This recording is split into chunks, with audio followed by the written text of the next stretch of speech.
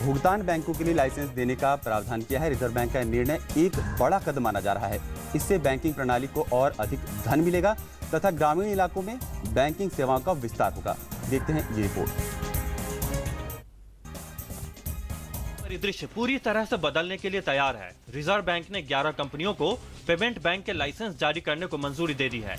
इनमें रिलायंस इंडस्ट्रीज और आदित्य बिड़ला नुवो जैसी बड़ी कंपनियों के अलावा डाक विभाग भी शामिल है।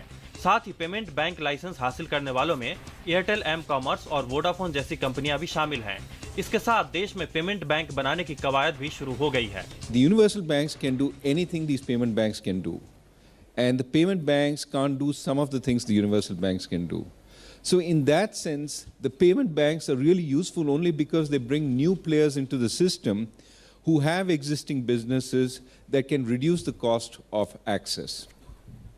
And therefore, the payment banks will serve as feeders into the universal banks. इस बार डाक विभाग को भी पेमेंट बैंक का लाइसेंस मिला है।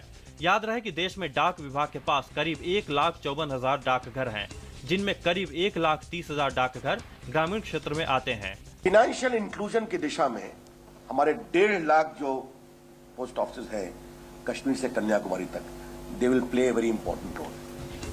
साथ ही आरबीआई गवर्नर ने कहा कि आरबीआई अगले महीने लघु वित्त बैंक के लिए लाइसेंस की घोषणा करने जा रहा है।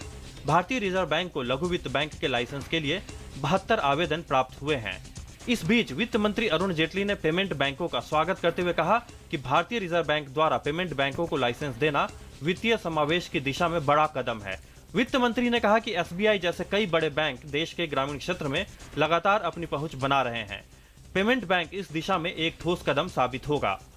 अगर हम पेमेंट बैंक की बात करें तो आरबीआई के नियम के मुताबिक पेमेंट बैंक को सीआरआर मेंटेन करना होगा। उनको डिपॉजिट का न्यूनतम 75% एसएलआर के तौर पर रखना होगा। बैंक अपने डिपॉजिट का अधिकतम 25% दूसरे बैंकों में डिपॉजिट के तौर पर रख सकेंगे। बैंक की न्यूनतम paid up equity capital 100 crore रुपए होनी चाहिए। पेमेंट बैंक का उद्देश्य फाइनेंशियल इंक्लूजन को बढ़ावा देना है, जिससे हर किसी तक बैंकिंग सेवाएं पहुंच सके। इससे मजदूरों को पेमेंट और रेमिटेंस सर्विस मिलेगी और छोटे बिजनेसमैन और कम आय वाले परिवारों को बैंकिंग सर्विस मिल सकेगी। आरबीआई के नियमों के मुताबिक पेमेंट बैंक डिमांड डिपॉजिट ले सकेंगे, जिसकी अधिकतम सीमा 1 लाख रुपए प्रति ग्राहक होगी। पेमेंट बैंक एटीएम और डेबिट कार्ड भी जारी कर सकेंगे। ये अलग अलग माध्यमों से पेमेंट और रेमिटेंस सर्विस भी दे सकेंगे। साथ ही ये म्यूचुअल फंड और बीमा उत्पाद का वितरण भी कर सकेंगे। लेकिन पेमेंट बैंक क्रेडिट कार्ड जारी नहीं कर सकेंगे और न ही लोगों को कर्ज दे सकेंगे। सृजन श्रीवास्तव की रिपोर्ट, डीडी न्यूज, दिल्ली।